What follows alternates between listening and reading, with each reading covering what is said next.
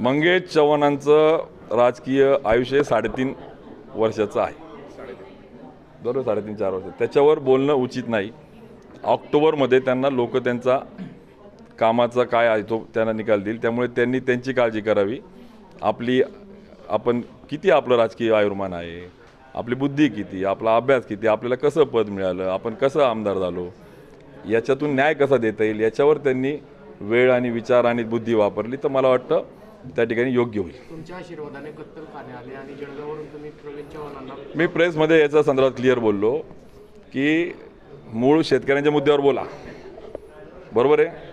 माझ्या उमेदवार मी नाही, आता मी शिवसेनेचा नेता आहे नात्याने, कार्यकर्ता आहे नात्याने मी तयार आहे भूमिका सांगायला. पण आज मूळ मुद्द्याला बगल देऊ नका.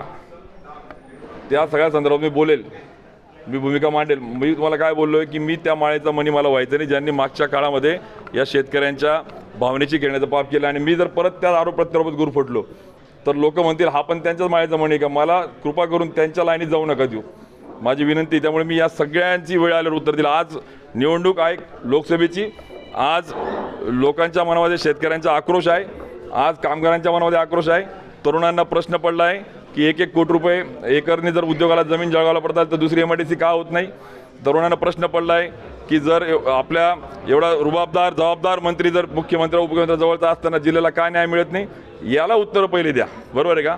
त्यामुळे मला असं वाटतं की ती उत्तरं जिल्हावासीयांना अपेक्षित आहे.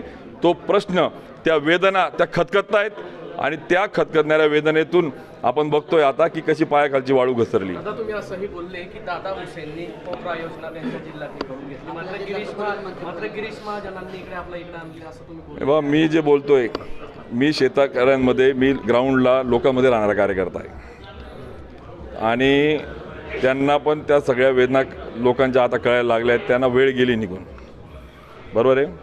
जर या संदर्भात शेजारच्या जिल्ह्यातल्या एखादी मंत्री जर त्याच्या पूर्ण मतदारसंघ पोकरा योजनेत घेऊन लाभ देत असेल तर त्याचं स्वागत आहे. तो कोणत्या पक्षाचा आहे, कोणत्या गटाचा आहे, त्याचे घेणे त्यांनी लोकप्रतिनिधींनी न्याय देण्याचं काम केलं पाहिजे.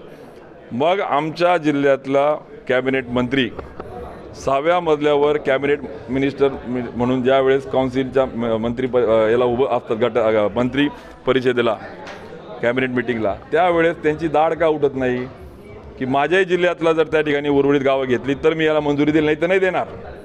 ही भूमिका का घेत नाही, ती घेतली असती तर शेतकऱ्यांनी आज स्वागत केलं असतं. का शेतकरी आज त्रागा आणि त्या ठिकाणी चिडलेत, त्याचं कारण हे आहे.